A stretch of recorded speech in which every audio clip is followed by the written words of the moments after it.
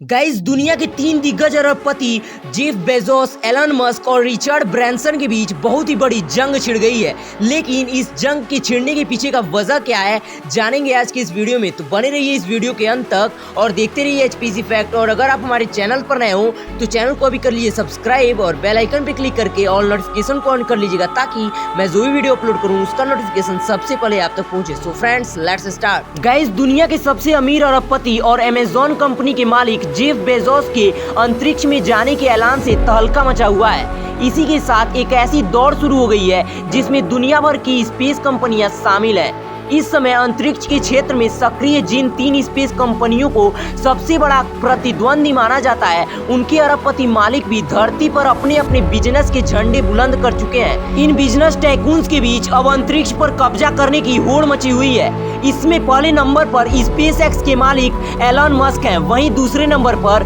Blue origin के मालिक Jeff Bezos और तीसरे नंबर पर वर्जिन गैलेक्टिक के मालिक रिचर्ड ब्रैंसन है। रिचर्ड ब्रैंसन की कंपनी ने भी ऐलान किया है कि वह भी जुलाई में ही अपने पहले मानव मिशन को लॉन्च करने की योजना पर काम कर रहे हैं। हालांकि कंपनी को अभी तक लॉन्चिंग की कोई भी निश्चित डेट नहीं मिली है। गाइस, अब आइए जानते हैं कि अंतरिक्ष पर कब्जा क्यों करना चाहते हैं ये अरबपति। गाइस, आने वाले समय में स्पेस टूरिज्म को एक नया सेक्टर डेवलप हो रहा है। इसमें विकास की असीम संभावना भी छुपी हुई है। स्पेस में जाने की चाह रखने वालों को लाखों करोड़ रुपए खर्च करने पड़ेंगे। जाहिर है कि केवल अमीर वर्ग के ही इस खर्चे को वहन करने में सक्षम है। ऐसी स्थिति में ये सभी प्राइवेट स्पेस कंपनियां जल्द से जल्द खुद को साबित करने के प्रयास में लगी हुई हैं। जिस कंपनी का प्रदर्शन सबसे अच्छा होगा और दुर्घटना के चांस कम होंगे, जाहिर सी बात है लोग उसी को प्राथमिकता देंगे। इसके अलावा इन सभी अरबपतियों के पास दूसरी सफल व्यवस्था भी है।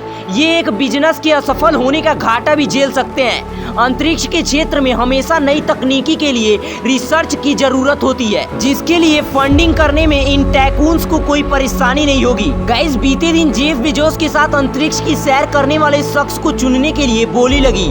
करीब 10 मिनट तक चली नीलामी के दौरान दुनिया के 159 देशों से 7600 लोगों ने हिस्सा लिया। बेजोस के साथ उनके न्यू शेप्ड रॉकेट में जाने वाले विजेता का फैसला आखिरी 3 मिनट में लगी बोली के दौरान हुआ।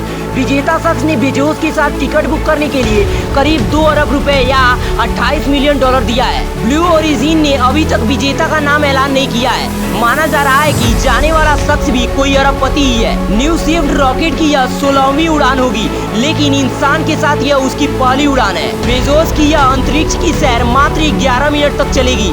इस 11 मिनट की सैर के लिए गुमनाम शख्स ने 2 अरब रुपए लुटा दिया। गाइस, रिचर्ड ब्रैंसन ने जेफ बेजोस के अंतरिक्ष में जाने के ऐलान पर निशाना साधते हुए एक ट्वीट किया।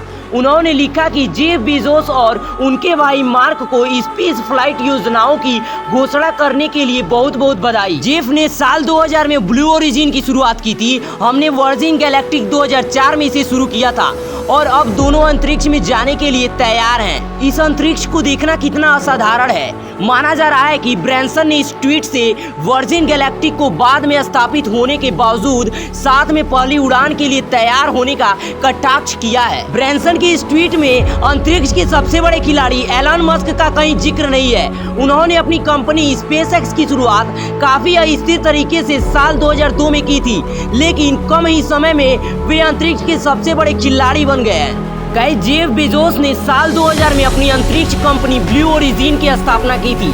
बेजोस की योजना एलन मस्क की तरह से ही सोलर सिस्टम में इंसानों को बसाना है। जेफ बेजोस ने वर्ष 2018 में खुलासा किया था कि अंतरिक्ष में यात्रा करने के लिए हर व्यक्ति को $2 से $3 लाख देना होगा। इस काम को पूरा करने के लिए बेजोस वर्ष 2016 से हर साल $1 अरब अपने इस महत्वाकांक्षी प्रोजेक्ट पर लगा रहे हैं। ब्लू ओरिजिन का न्यू शेप्ड कैप्सूल पूरी तरह से स्वचालित है और उसे पायलट की जरूरत नहीं है। बेजोस ने न्यू शेप्ड रॉकेट को इस तरह से डिजाइन किया है कि अगर कोई आपात स्थिति आती है तो कैप्सूल बीच रास्ते में ही रॉकेट से अलग हो जाएगा और यात्री उस रॉकेट से दूर हो जाएंगे। गाइस, ब्रिटेन के मशहूर उद्योगपति रिचर्ड ब्रैंसन का नेटवर्थ $410 करोड़ है। उन्होंने 1970 के दशक में वर्जिन ग्रुप की स्थापना की थी। दुनिया भर में इस ग्रुप की 400 से ज्यादा कंपनियां हैं। उन्होंने अंतरिक्ष में बढ़ती संभावनाओं को देखते हुए 2004 में वर्जिन गैलेक्टिक की स्थापना की थी। यह कंपनी पिछले कई साल से नासा और ब्रिटेन स्पेस एजेंसी के साथ मिलकर काम कर रही है। गाइस, टेस्ला के सीईओ एलन मस्क ने अपनी अंतरिक्ष कंपनी स्पेसएक्स की स्थापना 2002 में की थी। उस समय उनका लक्ष्य अंतरिक्ष में परिवहन लागत को कम करने और मंगल पर इंसानों को बसाने की थी। स्पेसएक्स का पूरा नाम स्पेस एक्सप्लोरेशन टेक्नोलॉजीज कॉरपोरेशन है। स्पेसएक्स ने फाल्कन रॉकेट के जरिए अब तक अंतरिक्ष में कई सैटेलाइट्स को पहुंचाया है। स्पेसएक्स को सबसे बड़ी पहचान अपने क्रू ड्रैगन कैप्सूल से मिली। इसी में बैठकर कई अंतरिक्ष यात्री इंटरनेशनल स्पेस स्टेशन जा चुके हैं। गाइस, ये थे दुनिया के 3 दिग्गज अरबपतियों में छिड़ी जंग के बारे में कुछ जानकारियाँ।